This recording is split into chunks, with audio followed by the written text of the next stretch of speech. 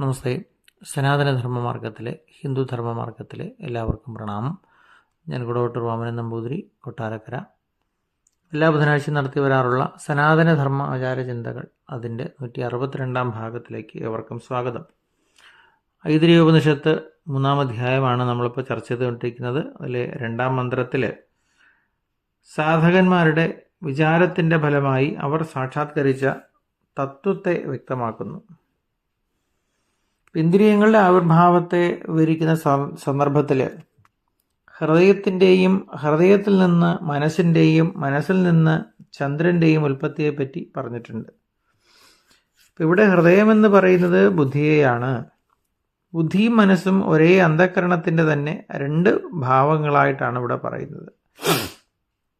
ഈ അന്ധഃകരണമാണ് നേത്രമായി രൂപങ്ങൾ കാണുന്നതും, ശ്രോത്രമായി ശബ്ദങ്ങൾ കേൾക്കുന്നതും, ഘ്രാണമായി ഗന്ധത്തെ അറിയുന്നതും, ജിഹ്വയായി രസത്തെ ആസ്വദിക്കുന്നതും, തൻ്റെ തന്നെ ഭാവമായ മനസ്സായി സങ്കല്പങ്ങൾ ഉൽപ്പാദിപ്പിക്കുന്നതും, ബുദ്ധിയായി നിശ്ചയത്തിലെത്തുന്നതും എല്ലാം. അതുകൊണ്ട് സർവേന്ദ്രിയ വിഷയവ്യാപാരങ്ങളോട് കൂടിയ ആ അന്ധഃകരണം ജ്ഞാനലബ്ധിക്കുള്ള ഉപകരണം മാത്രമാകുന്നു എന്ന് താല്പര്യം.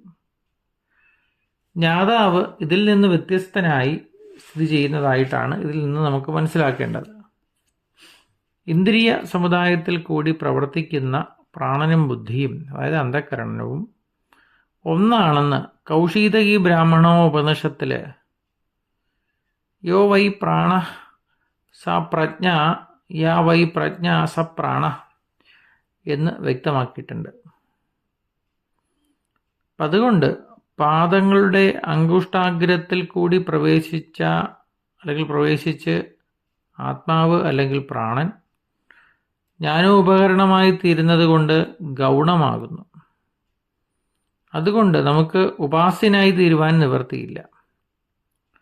ആർക്കു വേണ്ടിയാണോ ഹൃദയമനോരൂപമായ അന്ധഃകരണത്തിൻ്റെ വൃത്തികൾ പ്രവർത്തിക്കുന്നത്, ആ ജ്ഞാനസ്വരൂപമായ ആത്മാവാണ് ശിരസ് ഭേദിച്ച് ബ്രഹ്മരന്ധ്രത്തിലൂടെ അകത്തു പ്രവേശിച്ച ആത്മാവാണ് ഉപാസ്യമായിട്ടുള്ളത് എന്നാണ് ജിജ്ഞാസുക്കളായ മുമുക്ഷുക്കൾ, അതായത് മോക്ഷം ആഗ്രഹിക്കുന്നവർ വാദം ചെയ്ത് തീർച്ചപ്പെടുത്തുന്നത്.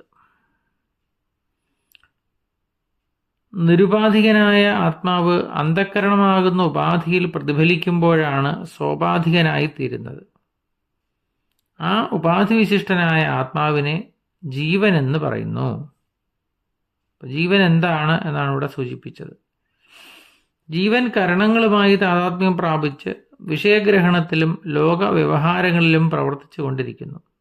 അതുകൊണ്ട് അതിന് സംസാരവുമുണ്ട് എന്ന് പറയുന്നു. ഉപാധിരഹിതനായ ബിംബഭൂതനായ ആത്മാവ് അസംഗനായി സ്ഥിതി ചെയ്യുന്നതായിട്ട് പറയുന്നു. ശുദ്ധ പ്രജ്ഞാനരൂപനായ ആ മുഖ്യാത്മാവിൻ്റെ ഉപാധികളായി തീരുന്നവയാണ് അന്ധഃകരണവൃത്തികൾ.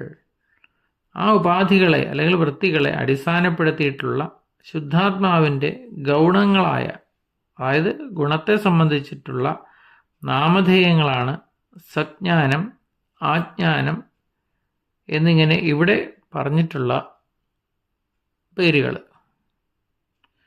സമ്യജ്ഞാനം, അതായത് വസ്തുക്കളെ നന്നായി അറിയുവാനുള്ള കഴിവ് ചേതനങ്ങൾക്കായതുകൊണ്ട് സജ്ഞാനം ചേതന ഭാവമാകുന്നു.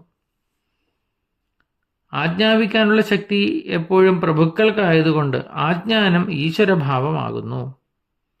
ലൗകികങ്ങളായ കലാദികളിൽ വിശിഷ്ടമായതിനെ അറിയാനുള്ള ശക്തിയാണ് വിജ്ഞാനം. പ്രകൃഷ്ടമായ ജ്ഞാനം പ്രജ്ഞാനം, അതായത് ജ്ഞാനം നേടുമ്പോൾ ബുദ്ധിക്കുണ്ടാകുന്ന ഉന്മേഷത്തെ പ്രജ്ഞാനം എന്ന വൃത്തിയായി പറയുന്നു. മേധായ പുസ്തകം വായിച്ചും മറ്റും വിഷയങ്ങൾ ഗ്രഹിക്കാനുള്ള സാമർഥ്യമാണ്. ദൃഷ്ടി എന്നത് ചക്ഷുസിലൂടെ രൂപങ്ങൾ ഗ്രഹിക്കുന്ന മനോവൃത്തിയാണ്. ധൃതി, ധൈര്യം, അതായത് ശരീര ഇന്ദ്രിയങ്ങൾക്കും ക്ഷീണം തട്ടുമ്പോഴും അവയെ ശക്തങ്ങളാക്കി തീർത്ത് നിർത്താനുള്ള കഴിവാണത്. മതി കാര്യങ്ങളെപ്പറ്റി ആലോചിക്കുന്ന വൃത്തി അതാണ് മതി എന്ന് പറയുന്നത്. കാര്യങ്ങളെപ്പറ്റി ആലോചിക്കുന്ന വൃത്തികൾക്കാണ് മതി എന്ന് പറയുന്നത്. ബുദ്ധിയുടെ ഒരു വകഭേദമായിട്ടാണ് ഇതിനെ പറയുന്നത്. മനീഷ എന്നത് അങ്ങനെ ആലോചിക്കുന്നതിലുള്ള സ്വാതന്ത്ര്യമാണ്. ജ്യൂതി രോഗാദികൾ വരുമ്പോഴും ക്ലേശങ്ങളിലും മനസ്സിനുണ്ടാകുന്ന ദുഃഖശീലതയാണ്. അതാണ് ജ്യൂതി എന്ന് പറയുന്നത്. സ്മൃതി എന്നത് അനുഭവിച്ച കാര്യങ്ങളെ ഓർക്കുന്ന വൃത്തിയാണ്. സങ്കല്പം രൂപാദികളെ കറുത്തത് വെളുത്തത് മുതലായ രീതിയിൽ ഭാവന ചെയ്യലാണ്. ക്രതു തീർച്ചയായും ചെയ്യുമെന്ന് തീർച്ചപ്പെടുത്തുന്ന വൃത്തിയാണ്. അസു എന്നത് ജീവിക്കാൻ ആവശ്യമായ ശ്വാസോച്ഛ്വാസ ക്രീഡകൾക്ക് കാരണമായ വൃത്തിവിശേഷമാണ്. കാമം സ്വാധീനമല്ലാത്ത വിഷയങ്ങളെ ആഗ്രഹിക്കൽ. ആ ആഗ്രഹിക്കൽ വശം സ്ത്രീ സംസർഗാദികളിലുള്ള ആഗ്രഹം. ഇവയെല്ലാം നിരുപാധികമായ പ്രജ്ഞാനം സ്വാഭാവികമാകുമ്പോഴുണ്ടാകുന്ന മനോവൃത്തികൾക്കനുസരിച്ചുള്ള പേരുകളാണ്. ഈ വക വൃത്തികളിലൂടെയെല്ലാം നിരുപാധികമായ ആ ആത്മാവിനെ സാക്ഷാത്കരിക്കണമെന്നാണ് ഈ മന്ത്രത്തിലൂടെ പറയുന്നത്.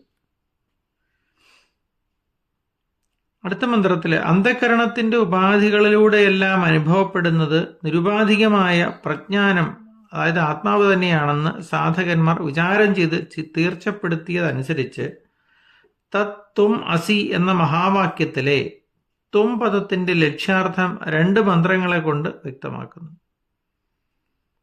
ഇനി തത്പദത്തിന്റെ ലക്ഷ്യാർത്ഥം വിചാരം ചെയ്ത് വ്യക്തമാക്കുകയാണ് ഈ മന്ത്രത്തിൽ ചെയ്യുന്നത്.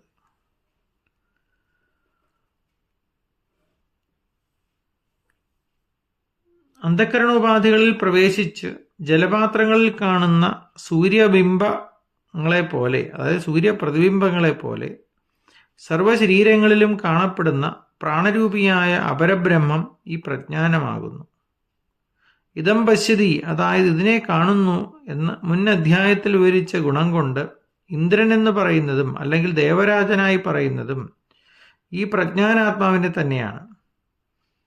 ആദ്യം ജനിച്ചത് എന്ന വിശേഷണമുള്ള പ്രജാപതിയും ആ പ്രജാപതിയുടെ ദേഹത്തിൽ നിന്ന് ആവിർഭവിച്ചതായി വിവരിച്ചിട്ടുള്ള അഗ്നിയാദി ദേവന്മാരും ഈ ആത്മാവാകുന്നു.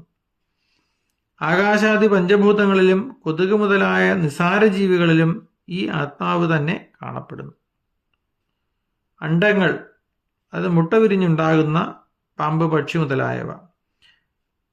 ജരായുധങ്ങൾ, ഗർഭപാത്രത്തിൽ നിന്ന് പ്രസവിച്ചിട്ടുണ്ടാകുന്ന മനുഷ്യർ, മൃഗങ്ങൾ മുതലായവ. സ്വേദജങ്ങൾ, വിയർപ്പിൽ നിന്നുണ്ടാകുന്ന മുട്ട, പേൻ മുതലായവ. ഉദ്ഭിജങ്ങൾ, ഭൂമിയിൽ നിന്ന് വിത്ത് പൊട്ടി മുളച്ചുണ്ടാകുന്ന വൃക്ഷലതാദികൾ. ഇങ്ങനെ വിവിധ രീതികളിൽ ജനിക്കുന്നവയും ഭൂമിയിൽ ചലിക്കുന്നവയും ചലിക്കാത്തവയും ആകാശത്തിൽ പറക്കുന്നവയുമായി കാണുന്നവയുമായ എല്ലാം തന്നെ ഈ ലോകം മുഴുവൻ തന്നെ പ്രജ്ഞാനത്താൽ നയിക്കപ്പെടുന്നു. ഭൂമിയിലെ സൃഷ്ടികളെ മുഴുവൻ അണ്ഡജം, ജരായുധം, സ്വേദജം, അതുപോലെ ഉദ്ഭിജങ്ങൾ ഇങ്ങനെ വിവരിക്കുന്നുണ്ട്.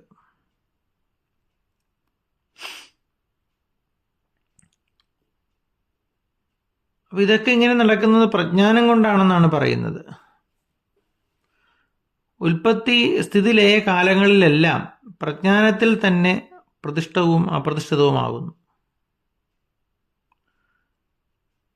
പ്രജ്ഞാനേത്രം എന്നതിന് പ്രജ്ഞയാകുന്ന കണ്ണോടുകൂടിയത്, അതായത് കണ്ണ് എങ്ങനെ ഒരുവനെ മുന്നോട്ട് പോകുവാൻ സഹായിക്കുന്നുവോ അതുപോലെ പ്രജ്ഞയെ ആശ്രയിച്ചാണ് എല്ലാവരും സ്വവ്യാപാരങ്ങളിൽ പ്രവർത്തിക്കുന്നത് എന്ന് ചിന്തിക്കാം.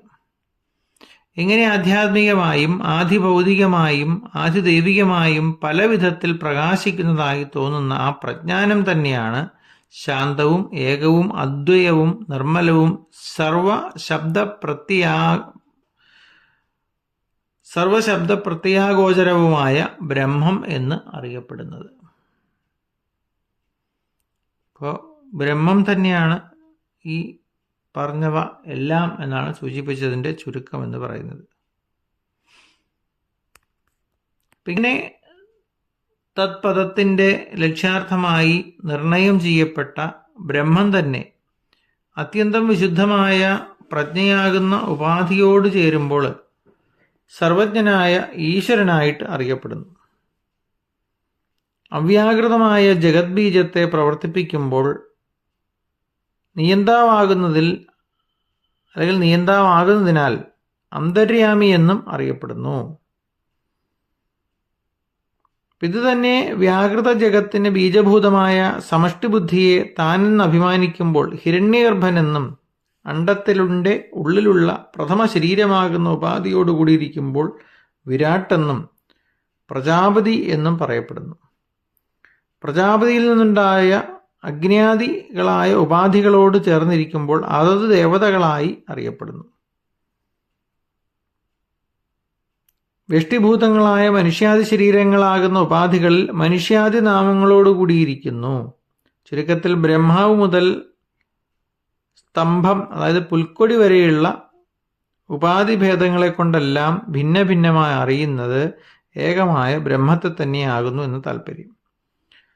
സർവാത്മഭാവത്തോടുകൂടി വിലസുന്ന പ്രജ്ഞാനത്തിൻ്റെ സ്വരൂപം വിസ്തൃതമായി വിവരിച്ച ശേഷം പ്രജ്ഞാനത്തിൻ്റെയും തത്പദലക്ഷിതമായ ബ്രഹ്മത്തിൻ്റെയും ഏകതയെ കാണിക്കുന്ന പരമതത്വപ്രതിപാദകമായ പ്രജ്ഞാനം ബ്രഹ്മ എന്ന മഹാവാക്യത്തോടുകൂടി വിഷയം ഉപസംഹരിക്കുന്നു.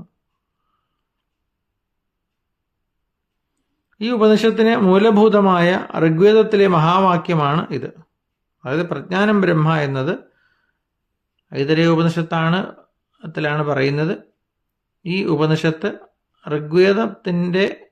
ഋഗ്വേദത്തെ അടിസ്ഥാനമാക്കി ഉണ്ടായിട്ടുള്ളതാണ് എന്ന് താല്പര്യം. ഇതുപോലെ ഓരോ വേദത്തിലെ മഹാവാക്യങ്ങളും ഉണ്ട് എന്നും മുമ്പ് നമ്മൾ സൂചിപ്പിച്ചിട്ടുണ്ട്.